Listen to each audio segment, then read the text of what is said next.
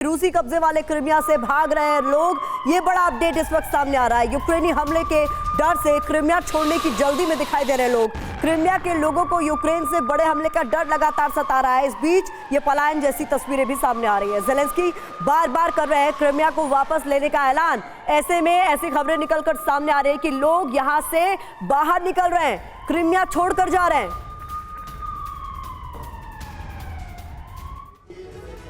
Sir, मैं आपसे इस पर रिएक्शन लूंगी, पहले कुछ इंपॉर्टेंट इन्फॉर्मेशन यहाँ साझा कर देते हैं। आइए देखते हैं कि क्रिमिया से पलायन का ये दरअसल पूरा मामला है क्या। समझिए इसे, यूक्रेन से जंग के बीच हजारों रशियन जो हैं वो क्रिमिया से भाग रहे हैं। क्यों, इसे समझना बेहद महत्वपूर्ण। कीव के काउंटर अटैक के डर से अपनी संपत्ति क्रिमिया में ही छोड़कर ये लोग जा रहे हैं। ऐसी स्थिति यहाँ पर पैदा हो गई है। तो ऐसे हालात आखिरकार क्यों बने हैं, इसे समझना बेहद जरूरी। यूक्रेन के ब्लैक सी प्रायद्वीप पर हमले के डर की वजह से दरअसल ये लोग क्रिमिया छोड़कर अब यहाँ से बाहर की तरफ निकल रहे हैं। इसके अलावा आपको यहाँ पर बहुत इंपॉर्टेंट इंफॉर्मेशन ये भी दे दें कि ज़ेलेंस्की के सीनियर प्रतिनिधि तमिला तशेवा का नेशनल टीवी पर एक दावा भी सामने आया और इस दावे में उनकी तरफ से क्या कहा गया वो जानकारी ये कि करीब 5 से 8 लाख रूसी नागरिक क्रिमिया में अवैध रूप से रह रहे हैं। ये तशेवा की ओर से जानकारी साझा की गई थी, लेकिन अब कई सारे लोग यहां छोड़कर जा भी रहे।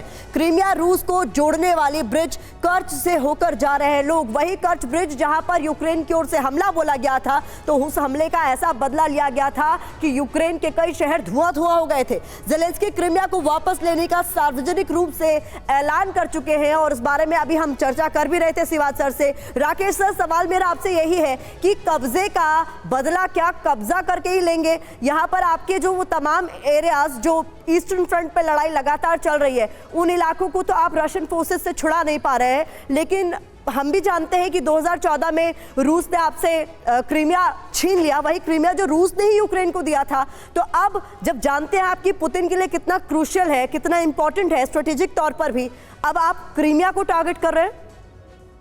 देखिए, अभी जिस तरह से रशिया यूक्रेन का जो युद्ध है काफ़ी लंबे समय से चला है, मतलब इसको एक साल 2 महीने से ज़्यादा हो गए हैं।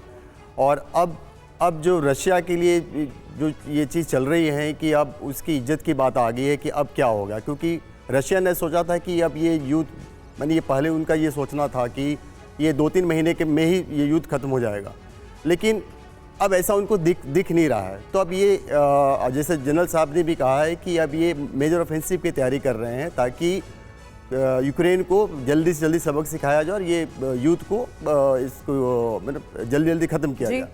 और दूसरी बात आप देखेंगे कि अभी कुछ दिन पहले चीन के राष्ट्रपति शी जिनपिंग ने भी रशिया को में विजिट किया था। और अभी जब देखेंगे कि उनके जो चीन के जो रक्षा मंत्री है वो भी रूस के रक्षा मंत्री से मीटिंग करने और इस खबर पर हम आएंगे भी सर, और इस पर हमारी खास तौर पर एक सेगमेंट हमने तैयार किया अपने दर्शकों के लिए।